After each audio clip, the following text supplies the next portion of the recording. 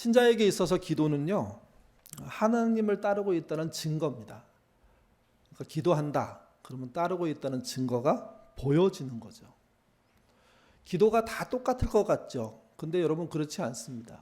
뭐 이렇게 호흡 기도, 뭐 무슨 기도, 아침 기도, 새벽 기도 이렇게 부르면 기도가 다 똑같을 것 같아요. 근데 막상 개인별로 들어가 보면 같은 기도란 없습니다. 왜 그러냐면 기도는요, 기본적으로 자전적입니다. 자기 이야기를 토대로 할 수밖에 없기 때문에 같은 기도란 뭐 발생할 수가 없는 거죠. 이게 믿음의 조상들의 기도도 그랬습니다. 아주 다양한 모습이 성경에 등장하는데요. 믿음의 조상 중에 조상인 아브라함은 유목민이었죠. 그의 기도의 스타일을 성경은 이렇게 표현해요. 그가 텐트를 이동할 때마다, 새로 텐트를 칠 때마다 제사를 드림으로 기도했다고 나옵니다. 그러니까 유목민의 특징이 완벽하게 구현된 기도예요. 그러니까 어딜 가든지 그는 자기 집을 짓기 전에, 텐트를 치기 전에 뭐부터 했냐면 제사부터 드렸습니다. 그때 어떤 내용, 얼마만큼의 길이를 가지고 했는지는 나오지 않습니다. 그러니까 성경이 알리고 싶은 것은 믿음의 조상이란 사람의 기도의 방법은 어딜 들어갈 때마다, 무엇을 시작할 때마다, 옮길 때마다, 새로 시작할 때마다 했다는 거죠. 이게. 이후에 야곱이란 분은 좀 더 독특함을 보여줍니다. 야곱의 기도를 뭐라고 부를까 하다가 악작 같은 기도라고 해야 될까요? 정말 처절한 기도라고 해야 될까요? 극적인 기도라고 해야 될까요? 어렸을 때 40세 이전에 야곱의 기도하는 모습은 성경에 전혀 안 나옵니다. 40세 이후에 기도하는 모습이 이제 등장하는데 그의 첫 번째 기도 자리가 되는 것은 베델입니다.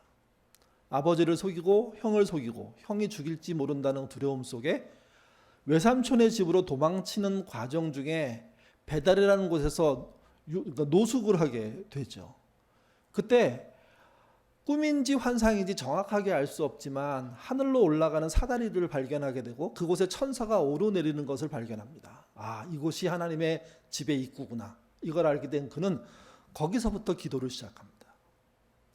그리고 20년 동안 거의 종살이 비슷하게 했었는데 그때 이전에 40살 이전에 야곱이 보여줬던 사기꾼 기질이 40세 이후에 20년 동안은 한 번도 나타나지 않습니다. 성실하게 살다가 결국은 하나님이 너 약속대로 집으로 돌아가야 되겠다 해서 이제 집으로 돌아가는 일을 시작하죠. 그러다가 덜커덕 마음속에 큰 부담이 생겼습니다. 형을 만나려고 했더니 너무 두려운 거예요. 또 소문에 의하면 400명의 군대를 데리고 자기를 향해서 오고 있다는 거죠. 자기를 죽일 거라고 생각했습니다. 그래서 그가 야복강 나루터에서 홀로 정말 처절한 기도를 합니다. 나를 복주지 않고는 떠나지 못합니다 하고 천사와 씨름을 하게 되고 그 천사를 끝까지 놔주지 않는 악작 같음을 보여주죠. 아마 이것은 하나님의 감동일 겁니다. 그렇게 좋아 보이지 않는 신앙이었는데 자기 위기 앞에 하나님께 매달리는 그 모습이 너무 정말 어여뻐서 하나님은 그에게 은혜를 주셨고 그리고 자기를 죽일 거로 알고 생각했던 400명의 군대는요, 자기를 환영하는 인파가 되는 경험들을 하게 되죠.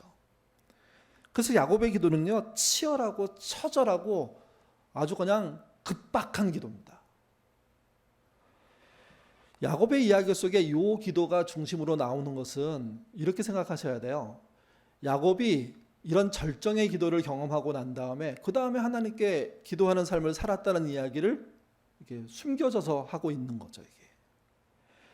모세의 경우에는 또 다릅니다.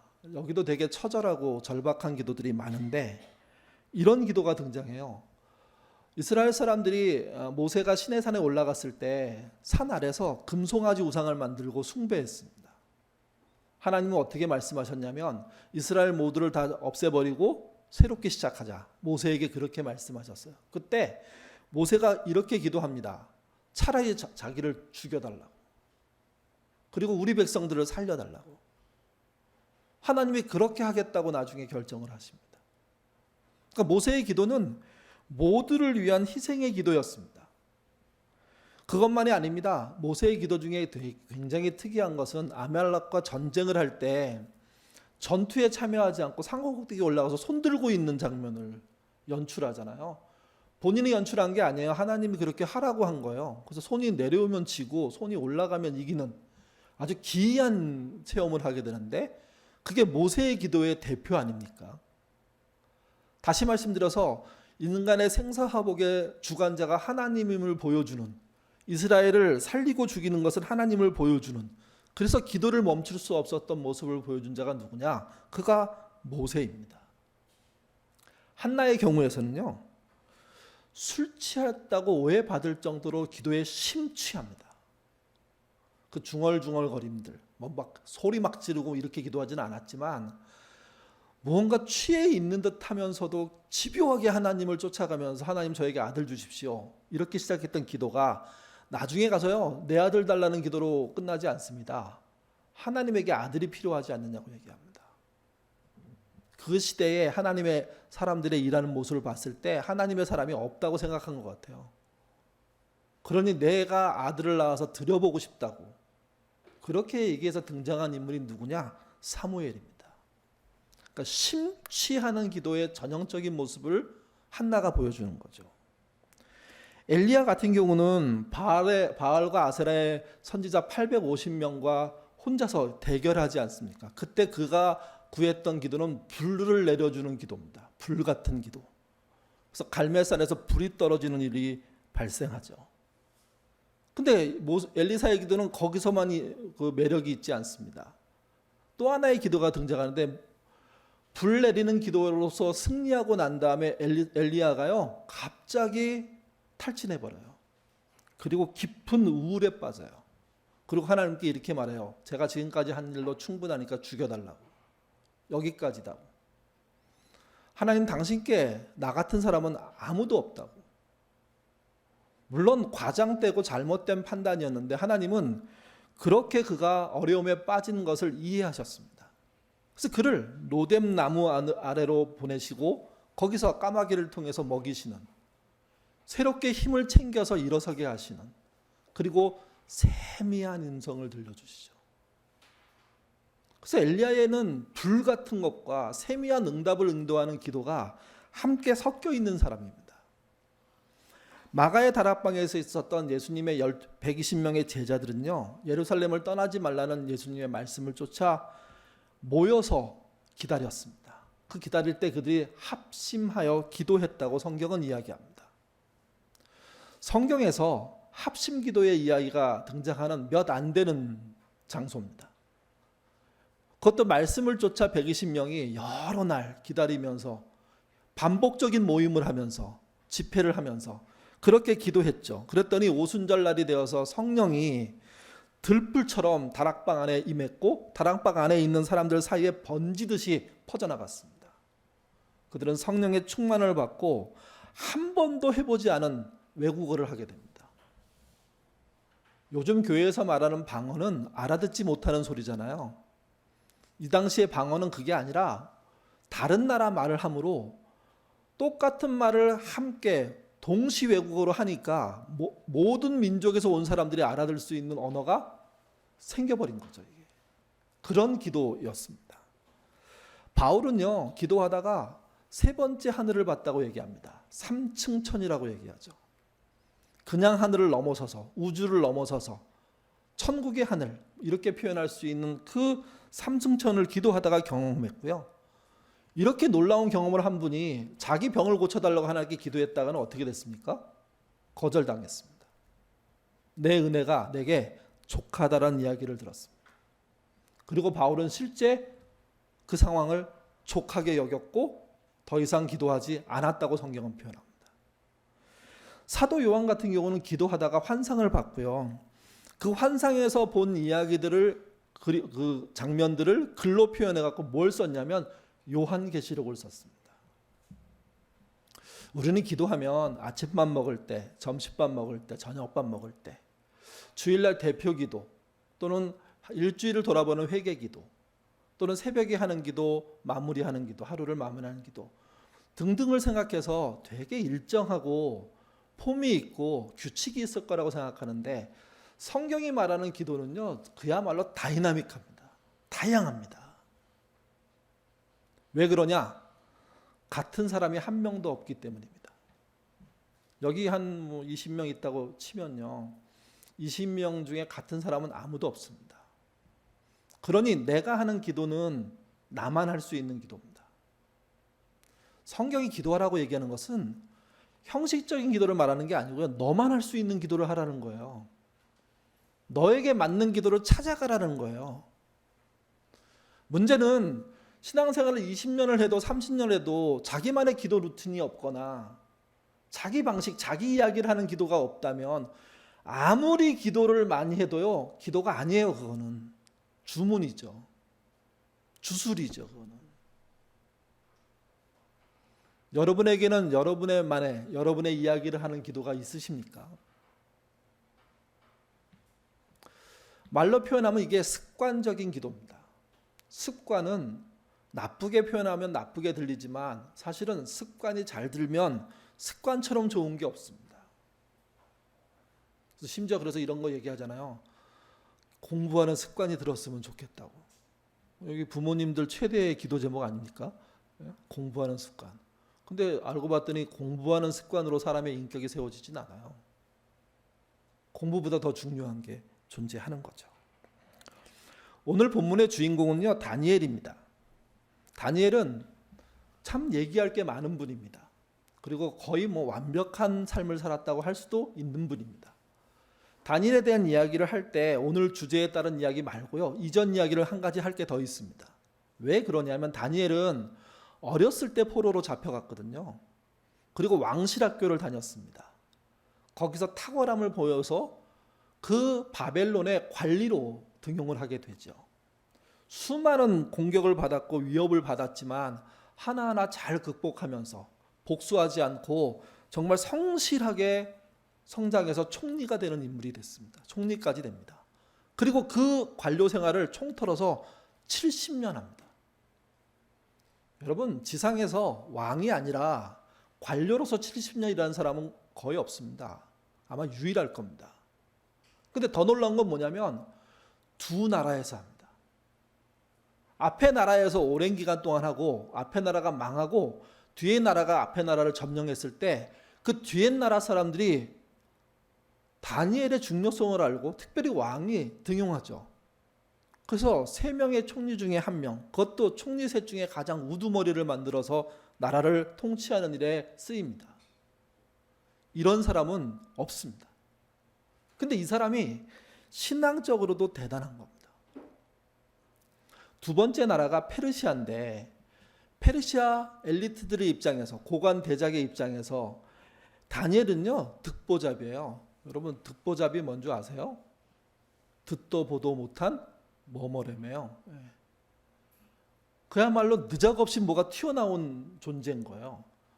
페르시아가 바벨론을 점령하고 난 다음에 그러면 이제 페르시아의 고관 대작들은 내가 내 명예도 높아지고 이제 힘도 세지고 더 그럴 거라 생각하는데 갑자기 자기들 앞에 한 번도 생각해 보셨던 바벨론 사람도 아니고요, 이스라엘 사람이 등장한 거예요. 그 사람이 왕의 마음에 꼭 들어요. 왕은 그 사람 아니면 아무것도 안 돼요. 그 사람과 처음에 치열하게 경쟁하려고 했겠죠. 경쟁으로 이길 수가 없는 거예요. 그랬더니 페르시아의 고관 대작들이 전체가 연합해서 득보잡을 없애는 작업을 합니다. 일명 다니엘 사냥입니다. 다니엘을 함정에 빠뜨려서 없애버리겠다는 거죠. 같이 보겠습니다. 다니엘서 6장 7절 말씀 같이 읽겠습니다. 나라의 모든 총리와 지사와 총독과 법관과 관원이 의논하고 왕에게 한 법률을 세우며 한 금령을 정하실 것을 구하나이다. 왕이여, 그것은 곧 이제부터 30일 동안에 누구든지 왕의 외에 어떤 신에게나 사람에게 무엇을 구하면 사자들 굴에 던져 넣기로 한 것이니라. 그런즉 원하건대 금령을 세우시고 그 조서에 왕의 도장을 찍어 메대와 바사에 고치지 아니하는 규례를 따라 그것을 다치지 못하게 하옵소서 하는. 네, 30일 동안 왕 외에 누구에게도 기도하지 못한다. 이 법령은 왕이라도 절대로 고칠 수 없다. 두 가지 큰 조항을 건 그런 법규 하나를 만들죠. 페르시아의 고관대작이 왕에게 그렇게 진언한 이유는요, 딱 한 가지였습니다. 다니엘을 사냥하기 위함입니다. 다니엘만 없으면 자기 마음껏 나라를 요리해 먹을 수 있을 것 같은데 다니엘이 모든 걸 총괄하니까 요리할 방법이 없는 거예요. 최종 결정을 자기네 편이 해야 되는데 자기네 편하고는 완전히 인맥도 없는 존재가. 근데 그는 성실하고요. 그는 정직하고요. 그는 왕에게 충성해요. 그러니 미치겠는 거예요. 이 전만 해도 페르시아의 고관 대작들은 가장 우두머리를 괜찮은 사람 세워놓고 자기들의 이익을 충분히 누렸거든요. 충분히 뽑아먹고 있었거든요. 근데 모세래요. 그 다니엘은 안 되는 거예요. 이게. 페르시아 고관 대작에 대해서 한번 생각할 게 있습니다. 사실 그런 사람들은 어느 시대나 어느 민족이나 어느 국가에나 어느 조직에나 있는 거잖아요. 그게 없다면 진짜 괜찮은 조직입니다. 근데 항상 전체를 지배하는 주류 세력들이 있죠. 주류 세력들은 자기 이익을 위해서 대표를 세우고요. 그 대표를 통하여서 더 큰 이익을 만들기 위해서 자기와 반대되는 사람들을 다 쳐냅니다. 다 함정에 빠뜨리고 심지어 사냥해버리죠. 전부 다. 그러니까 친분관계 때문에, 이익관계 때문에, 혈연관계 때문에 이런 일을 하는 경우가 많습니다. 그게 병든 사회거든요. 페르시아도 병든 사회였는데 이 병듦을 누가 맡고 있었냐? 다니엘 한 사람이 맡고 있는 거예요. 꼼짝달싹이 못하겠는 거죠, 이게. 그래서 함정에 빠뜨기로, 사냥하기로 결정한 겁니다. 문제는 다니엘이 자기를 사냥한다는 걸 알고 있었습니다. 그리고 왕이 그걸 허락했다는 것도 알고 있습니다. 그러면 이제 뭔가 융통성이 벌어지는데 다니엘은 그렇지 않습니다. 10절 말씀 같이 읽겠습니다. 다니엘이 이 조서에 왕의 도장이 찍힌 것을 알고도 자기 집에 돌아가서는 윗방에 올라가 예루살렘으로 향한 창문을 열고 전에 하던 대로 하루 3번씩 무릎을 꿇고 기도하며 그의 하나님께 감사하더라. 만약에 여러분들이 이런 상황이 됐다. 그래서 나를 사냥하는 존재들이 어떤 함정을 파는지 알게 됐다. 그러면 다니엘처럼 행동하시겠습니까? 다니엘은 그 소식을 듣고 집에 가서요. 예전에 하던 그대로 예루살렘을 향하는 창문을 크게 열고 그리고 예전에 하던 그대로 하루 3번 기도했습니다. 보라는 듯이. 여러분 문 닫고 은밀하게 기도하면 잘못되는 걸까요? 타협하는 걸까요? 아마 고든 분들은 타협이라고 느낄 겁니다. 똑같지 않기 때문에. 근데 여러분 평범한 많은 사람들은 그 정도 후퇴하는 게 상식입니다. 그 정도 후퇴해도 사실은 문제 없습니다. 안 하는 게 아니잖아요. 지하로 숨어서 예루살렘 향하여서 기도할 수 있습니다. 창문이 안 열렸다 그래서 기도의 능력이 떨어지거나 하나님의 소통이 잔덜되는 거 아닙니다. 신약으로 넘어오면 기도는 골방으로 들어가라고 얘기했습니다. 골방의 정신은 신약에만 통하는 게 아니라 구약에도 통하는 이야기예요. 은밀하게 그러나 하나님을 향해서 그게 어디든 하늘 위든 땅이든 땅속이든 상관없이 드리는 모든 기도는 하나님이 들으실 수 있어요. 하나님이 귀가 없어서 못 듣는 게 아니고 창문이 안 열려서 못 듣는 게 아니거든요. 이미 이것을 알고 있을 법한 다니엘인데 그는요 그렇게 하지 않습니다. 오히려 예전에 하던 그대로 하나도 변화가 없다는 듯이 아니 변화가 없는 거죠. 주변이 변한 거지. 그리고 피하지 않고 기도합니다. 제가 앞에 말씀드린 약간 타협하는 모습이지만 좀 물러서는 것 그게 지혜일 수 있다고 말씀드리는 겁니다. 근데 그걸 지혜라고 생각하지 않는 분도 성경에 존재하는 거죠. 다니엘 같은 분은요. 누가 보아도 기도하는 것을 모두가 알 수 있도록 결국은 그 기도로 인해서 고발당하는 일들이 벌어집니다. 그만큼 다니엘에게 기도하는 시간이 소중한 거였고 바꾸고 싶지 않은 거였고 그것 때문에 혹시 처벌을 받는다면 받겠다는 겁니다. 최근에 지인 한 분을 만났는데 60대 이제 들어선 분인데 그분이 그렇게 말씀하시더라고요. 이제 기도하는 일을 더 많이 하고 싶다고. 그래서 하루에 5시간 기도하기로 마음에 정했고 시작했다고. 그래서 어떻게 기도하냐고. 아침에 일어나서 출근하기 전까지 4시간 기도한다고. 깜짝 놀랐어요. 와. 그리고 주무시기 전에 1시간 기도한대요. 자기도 평상시에는 아침에 일어나서 그 잠에서 깨서 한 1, 20분 기도하고 아침밥 먹을 때, 점심밥 먹을 때, 저녁밥 먹을 때 기도하고 하루 마감하면서 잠들기 전에 또 한 10분 정도 기도하고 그렇게 살아왔던 거예요. 근데 지금 자기의 상태를 돌아봤을 때 그리고 앞으로 자기의 인생이 얼마 남지 않았다고 생각하는 입장에서 내가 하나님께 뭘 더 해드릴 수 있나 그런 게 있을 수가 있나 생각하다가 무슨 삶의 능력으로 어떤 경쟁의 우승으로 또는 여러 가지 성과와 능력과 그리고 또 뭔가를 펼치는 선교회 뭐 이런 걸로 영광 누릴 수 있는 기회보다는 하나님의 마음을 알기 위해서 매달리는 시간이 더 필요하지 않을까 하는 생각을 처음 하게 된 거예요. 그래서 그분이 5시간 기도를 하겠다고 하고 있습니다. 저는 그분이 방향을 굉장히 잘 잡았다고 생각합니다. 죽을 때까지 5시간 기도하라는 뜻은 아닙니다. 그렇게 안 하셔도 돼요, 사실은요. 근데 그는 자신이 하나님을 붙잡기 위해서는 그거라도 해야 된다는 생각을 했고 남들이 보면 그렇게 많이라고 얘기하지만 자신으로서는 자기 인생 전체를 따져봤을 때는 이 정도도 부족하다는 조급한 마음으로 하고 있는 거죠. 5시간은 아니어도 기도하고 있다는 것 자체가 명백한지에 대해서 우리는 스스로 좀 질문을 던질 필요가 있습니다. 그분은 5시간이래요. 여러분은 얼마 정도 하십니까? 뭐 기도의 양을 따져보고 싶은 게 아닙니다. 그분은 하루에 5시간 한다 그러는데 혹시 여러분 한 달에 5시간 되십니까?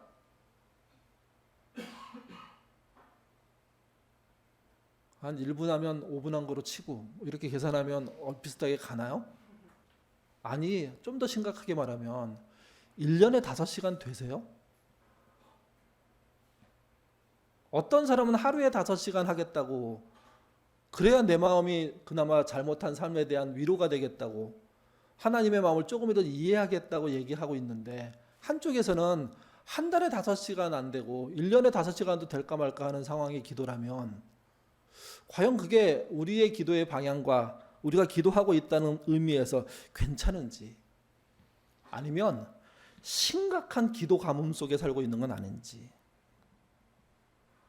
기도 가뭄이란 갈라진 마음을 만드는 원인입니다. 기도 가뭄이란 삐뚤어진 삶을 살게 되는 동력들입니다. 그래서 냉랭하게 쩍쩍 갈라진 마음으로 살고 있진 않은지 좀 돌아볼 필요가 있습니다. 다니엘의 이런 마음과 상관없이 페르시아의 고관 대작들은요 24시간 다니엘에게 아마 첩자 연탄꾼을 붙였을 겁니다. 그리고 소식을 다 듣게 되는 거죠. 이제 고발거리를 찾았습니다. 그리고 왕에게 고발합니다. 왕은 다니엘을 보호하고 싶었습니다. 그래서 뭔가를 이렇게 얘기하려고 하자 이스라엘의 고관 대작들이 그들의 대표들이 명백하게 말합니다. 왕님, 이거는 처음부터 고치지 않기로 한 법입니다. 왕이 하신 약속을 지키지 않는다면 누구도 왕의 말씀을 따르지 않을 겁니다. 왕에게 협박하는 겁니다. 왕은 본인이 한 결정이 얼마나 큰 피해를 주는지를 그때서야 알았고 그렇지만 왕의 명예, 왕의 권위를 유지하기 위해서 다니엘을 처단할 수밖에 없었습니다. 처벌할 수밖에 없었습니다. 그래서 그를 사자굴에 던져놓게 되는 거죠. 성경은요 왕이 밤새도록 한잠도 못 잤다고 얘기합니다. 평상시에 하던 오락을 끊었다고 정말 밥을 먹지 않았다고 얘기합니다. 그리고 아침 일찍 되어서 그는 사자굴로 달려갑니다. 그리고 얘기하죠. 다니엘이 살아있는지 찾죠. 22절 말씀 같이 읽겠습니다. 나의 하나님이 이미 그의 천사들을 보내어 사자들의 입을 봉하였으므로 사자들이 나를 상해하지 못하였사오니 이는 나의 무죄함이 그 앞에 명백하며며 또 왕이여 나를 왕에게도 해를 끼치지 아니하였나이까 하리라. 죽을 거라고 생각했던 그가 살아 있었고, 그는 살아 있어서 큰 소리로 왕에게 나의 하나님이 사자들의 입을 봉해서 살아 있습니다 하고 알려주고 있습니다. 그리고 이렇게 말합니다. 저는 죄가 있는 게 아닙니다. 모함을 받았고 함정에 빠진 겁니다. 나는 왕을 해치지 않았습니다. 피해를 주지 않았습니다. 근데 그거를 싫어하는 사람들이 있는 겁니다. 왕은요, 그때서야 깨달았습니다. 그래서 그것을 간언했던, 그 법을 만들었던, 그리고 지키라고 종용했던 자들을 처단하게 됩니다. 그로 인해서 페르시아의 고관대작, 엘리트 다수가 처형당하는 일들이 벌어진 거죠. 그리고 왕은 선언합니다. 신앙적인 선언 중에 가장 놀라운 선언은 신자 자신의 선언이 아니고요, 신자와 함께한 사람의 선언입니다. 다리오 왕의 선언은 신자와 함께한 자의 선언입니다. 그가 어떻게 선언하는지 같이 한번 읽어보도록 하죠. 26절부터 27절입니다. 내 나라 관할 아래에 있는 사람들은 다 다니엘의 하나님 앞에서 떨며 두려워할지니 그는 살아계시는 하나님이시요 영원히 변하지 않으시며 그의 나라는 멸망하지 아니할 것이요 그의 권세는 무궁할 것이며 그는 구원도 하시며 건져내기도 하시며 하늘에서든지 땅에서든지 이적과 기사를 행하시는 이로써 다니엘을 구원하여 사자의 입에서 벗어나게 하셨습니다. 최고의 고백이 뭡니까? 신자의 고백이 아니라는 겁니다. 신자를 본 사람의 고백입니다. 예수님에 대한 최고의 고백은 예수님의 사형 집행을 진행하던 사람 중에 한 명인 백부장이 저 사람은 진짜 하나님이다 한 고백이 되는 이유가 여기 있습니다. 믿는 사람들은 믿으니까 더 적극적으로 그것을 표현하려고 하겠죠. 믿지 않는 사람들은 그럴 이유가 없습니다. 그래서 손해볼 수도 있는데 뭐하러 그렇게 합니까? 특별히 왕이란 존재는 마음대로 할 것 같지만 아니요. 가장 높은 자리에 있는 사람이 사실은 가장 많이 눈치를 보는 사람입니다. 상황을 살피는 사람입니다. 왕이 눈치가 없으면, 지도자가 눈치가 없으면, 상황을 판단 못하면 그야말로 나라를 말아먹는 거죠. 왕이 왕 되려면 신하들의 이야기를 들어야 되고 그 신하들의 이야기 속에 무엇가 옳은지, 무엇가 그른지, 무엇가 필요한지 아닌지 이걸 찾아내야지 왕이죠. 그렇기 때문에 왕은요, 아무나 편들지 않습니다. 아무나 지지하지 않습니다. 더군다나 자기 나라의 신도 아닌데, 포로의 신인데, 그것도 망한 나라의 신인데, 그 신이신 여호와 하나님에 대한 이야기를 다니엘의 입을 통해서 한 것보다 훨씬 더 자세하게 구체적으로 경험한 대로 이야기해 줄 수 있다는 이 사실은 다니엘이 기도를 통해서 70년의 그런 관직의 생활을 통해서 보였던 삶이 어떤 것이었는지를 그냥 한 방에 설명해 주는 겁니다. 이런 분은 없다. 다니엘을 구원한 이분을 존중해야 되고 믿지는 않는다고 하더라도 폄하할 수 없다. 이 단호한 선언에 페르시아 어떤 백성들도 토를 달 수가 없게 된 겁니다. 다니엘의 이야기는요, 일반화시킬 수 없습니다. 왜 그러냐면 거기 등장하는 사건이 그야말로 기이하기 때문에 그렇습니다. 풀무불에 던져졌으나 살아났다. 그게 가능한 사람이 있나요? 사자굴에 들어갔지만 사자가 입 다물고 가만히 있더라. 이게 통할 사람이 있나요? 지나친 믿음은 이게 성경에 됐으니까 내 일상에도 될 거라고 생각하는 거예요. 근데 그거는 지나친 오버하는 겁니다. 그렇지만 다니엘의 이런 형태와 이런 삶의 표현, 이런 응답의 결과들에 대한 표현들은 우리 마음속에 그대로 남아 있어야 됩니다. 왜 그러냐면 하나님 아니면 이 일은 일어날 수 없는 일이기 때문에 그렇습니다. 우리가 믿는 하나님이 어떤 분이신지를 보여주는 겁니다. 우리 일상 속에 내 앞에 있는 사자 입을 다물게 하고 내가 불 속에 있어서 살아나게 하는 것은 똑같이 대비할 수는 없지만, 똑같이 적용할 수는 없지만, 그러나 하나님은 지금도 살아계셔서 다니엘에게 했던 역사를 이 시간도 이 세상에서 하고 계시기 때문에 그 역사의 주관자인 하나님을 바라본다면 이 사건이 우리에게 큰 교훈이 되는 것이고, 다니엘이 했던 3번의 기도는요, 그래서 우리 안에 남아야 하는 거죠. 우리도 그런 기도를 따라가야 하는 거죠. 이게 우리나라의 검사는요, 잘못을 저질러도 사과하지 않기로 유명합니다. 잘못하고도 사과하지 않는 것은 그들이 가장 큰 권력을 갖고 있기 때문입니다. 그들은 증거 없는데도 불구하고 죄인을 만들 수도 있습니다. 실제 그런 사건들이 많잖아요. 한 번 죄인으로 지목당하면, 검사에게 지목당하면 당해본 사람들의 이야기는요, 피할 방법이 없답니다. 단어 하나로 죄인을 만들어버리기 때문에. 간첩으로 누명을 쓴 사람의 이야기를 이렇게 유튜브에서 봤는데 정말 안 됐더라고요. 어떻게 하다 걸려가지고. 근데 간첩이 아니라는 사실이 다 드러났어요. 근데도 검찰은 사과하지 않아요. 자기는 간첩인 걸 믿는데요. 확신한대요. 그래서 증거를 달라고. 증거는 아직 못 찾았대요. 찾을 거라고. 그러니까 그런 식의 당당함이 있는 거죠. 검사였던 분이 그렇게 얘기하더라고요. 검사들이 제일 무서워하는 게 뭔 줄 아냐고. 힘 있는 선배. 그러니까 검찰 조직 안의 선배를 말하는 거죠. 그 조직에서 가장 힘 있는 선배를 가장 무서워한대요. 그리고 그 다음으로 무서워하는 선배가 자기 바로 위의 선배. 그 명령을 벗어날 수 없기 때문이에요. 그래서 그들은 거기서 출세하려면 든든한 선배 잡아야 된다고 그렇게 얘기합니다. 현직 검사가 있습니다. 그는요, 검사로 시작했을 때 모든 사람이 부러워하는 핵심 부서에 근무했습니다. 그리고 전도 유망하다고 이미 출발 때부터 인정받았습니다. 그리고 실제 일도 잘했답니다. 선배들의 마음에 들게. 그러다가 어느 날 죄 없는 사람을 죄인 만드는 어떤 결과를 보게 된 거예요. 현장에서. 그리고 자기가 사건을 하나 맡았는데 그게 뭐였냐면 박형규 목사 대통령 긴급조치 위반에 대한 재심을 맡았습니다. 본인이.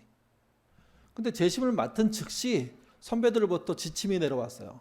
무조건 유죄다. 뭐 앞에 따져 읽어보지도 않았는데 아직 유죄다. 그래서 알겠다고 하고 읽어보고 따져보니까 무죄인 거예요. 자기 생각에는요. 아무리 법을 찾아도 증거를 해도 없는 거예요. 그래서 선배들과 싸우고 그분이요, 무죄 선고를 했어요. 선배들이 그러더래요. 이번만 용서해 줄게. 물러서는 것 같았대요. 근데 아니요. 나중에 갔더니 복수를 하기 시작하는데 결국은 지방으로 돌고 징계위원회 회부되고 감봉 4개월. 감봉 4개월인가요? 4개월 정직을 당하게 되죠. 검사에게 정직은 생각보다 큰 징계랍니다. 출세에 완전히 문이 막히는 거고요. 스스로 검찰을 나가지 않으면 결국 이제 그 안에서 더 어려운 일을 당하게 되는 거죠. 영구 퇴출당하기 직전이 된 겁니다. 본인이 억울하게 됐으니까 사력을 다해서 다시 자기에 대한 법무부에게 그 징계 철회에 대한 그 요청을 했고, 그래서 재판이 시작된 겁니다. 그리고 이겼어요. 그러면요, 상식적으로 우리 같으면 우리들이 잘못했어. 그리고 회복시켜줘야 되잖아요. 아니요. 그냥 지방으로 내려보내고 끝이에요. 아무도. 심지어 자기 편을 들었던 동료 검사들은 전부 동일한 취급을 받는 거죠. 그가 법무부 징계위원회 나갈 때 직전에 너무 무서워서, 그분이 크리스찬인데요, 기도문을 하나 썼어요. 설교 안에 있고 화면에 나옵니다. 제 눈물과 제 마음으로 흘린 피로 검찰을 성결하게 하시고 제 십자가가 검찰의 죄의 강을 무사히 건너는 다리가 되고 제 십자가가 검찰을 바른 길로 이끄는 이정포가 되게 하소서. 검찰을 위한 놀라운 계획에 저를 귀하게 사용하신 주님 감사합니다. 제가 제 십자가를 잘 감당하여 아버지 하나님의 영광을 드러내게 하소서. 저를 위해 검찰을 위해 불리한 결정이 없기를 원하오나 저의 원대로 마옵시고 아버지의 뜻대로 되기를 원하나이다. 무서워서 이런 기도를 했다고 얘기해요. 그래서 그 뒤에 이렇게 적혀 있더라고요. 기복신앙에 가까운 날라리였던 제 삶이 평온하고 잘 되기만 되기만을 기도하다가 생애 처음으로 예수님의 겟세마네 기도를 흉내냈다. 그리고 나가서 이긴 거죠. 그는 기도했기 때문에 이겼다고 생각하지는 않습니다. 근데 기도할 수밖에 없었다고 얘기합니다. 어떻게 기도할지를 몰라서 자기의 머리를 총동원해 갖고 찾았을 때 예수님의 겟세마네 기도 말고는 생각나는 게 없어서 그것을 나름 패러디 하듯이 자기 이야기로 고쳐 적기 시작한 거죠. 흉내내는 기도. 이걸로 본인은 본인의 어려움을 이겼노라고 얘기합니다. 지금도 그분은 검사입니다. 그리고 지금도 그분은 제대로 된 수사를 하겠다고 기회를 기다리고 있습니다. 근데 기회를 안 주는 게 현실이지만요. 집중호우로 큰 피해 당하지 않았습니까? 근데 이런 말이 있습니다. 홍수 중에 먹을 물이 없다고요. 물이 그렇게 많은데. 이 땅의 교회가 7만 개, 10만 개 된답니다. 이 땅의 교인이 수백만, 거의 1000만이 된답니다. 하나님이 들으실 만한 기도가 있느냐? 제가 뭐 확인할 수도 없고 알 수도 없지만 혹시 지금 교회가 이런 상황이 되고 이 나라가 이렇게 어려워진 것이 혹시 우리의 기도 가뭄의 원인이 있지 않은지, 우리의 삶이 이렇게 팍팍해진 것이 내 기도에 가뭄이 들어서 내 마음이 쩍쩍 갈라져 있는 것은 아닌지 생각해 볼 필요가 있습니다. 누구는 5시간 하루에 기도하겠다고, 그것도 시간이 없어서 종종걸음으로 할 수밖에 없다고 애타하는데 한 달에 5시간, 아니 1년에 5시간도 기도하지 않는 상태로 살고 있다면 그게 가뭄 든 거 말고 뭘로 표현할 수 있습니까? 습관적인 기도 필요합니다. 기도의 시간 늘리시기를 바랍니다. 더 많이 기도하고자 기회를 엿보시고 기도하는 자리에 나오시기를 바랍니다. 그래야 우리의 가뭄이 쩍쩍 갈라져 있는 그 마음의 틈들이 성령으로 메꿔지는 경험들을 하게 될 겁니다. 그런 자리로 나오시는, 그래서 기도의 가뭄을 이기시는 저와 여러분 되시기를 주님의 이름으로 부탁드립니다. 기도하겠습니다. 홍수 중에 먹을 물이 없다는 이 말은 물이라는 게 풍성함에도 불구하고 먹으면 안 되는 세상이라는 말도 됩니다. 또 기도를 누구나 할 수 있다고, 호흡처럼 할 수 있다고 하는 이 말 속에는 호흡하면서도 기도하지 않는 사람이 있을 수 있다는 이야기도 됩니다.